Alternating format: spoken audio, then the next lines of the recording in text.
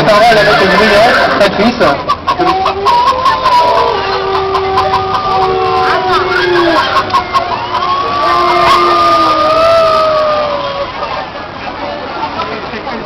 Allô, allô, allô.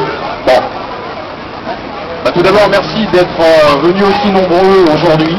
En jour de semaine, c'est vrai que c'était pas évident, mais votre nombre témoigne de votre motivation, de l'énergie que vous déployez, et évidemment pour nous, c'est une véritable satisfaction. Alors, il faut savoir quand même qu'à la base d'un procès, il y a d'abord une plainte.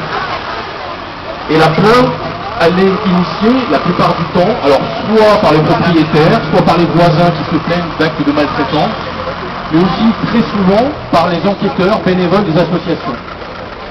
Et ce travail de terrain est extrêmement important parce que c'est la première pierre à l'édifice du processus judiciaire. Et c'est la raison pour laquelle, lorsque vous êtes confronté trop souvent à des refus de plainte de gendarmes qui vous prennent un petit peu de haut ou à la légère, ou vous disent que ce n'est pas utile ou qu'il n'y a aucun texte de loi qui protège les animaux, eh bien sachez qu'ils ont tort. Donc vous devez insister et déposer ces plaintes pour que les poursuites soient engagées. La deuxième strate de l'édifice, c'est l'action du ministère public. Le ministère public, c'est le procureur de la République. Et le procureur de la République, il examine le dossier, et là, il a une double possibilité. Soit il renvoie le prévenu, le mis en cause devant le tribunal, et là, c'est un objet de satisfaction pour les associations, soit il décide en opportunité, et la loi le lui permet, de classer sans suite les affaires.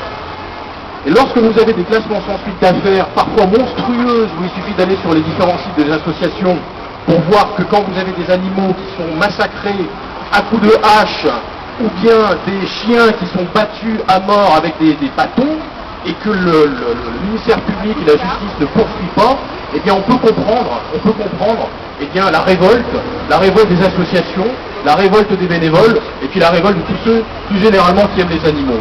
Alors, le combat est dur, le combat est long, mais sachez que, eh bien, nous les avocats, nous sommes le bras armé des animaux, des associations, devant les juridictions, devant les prétoires.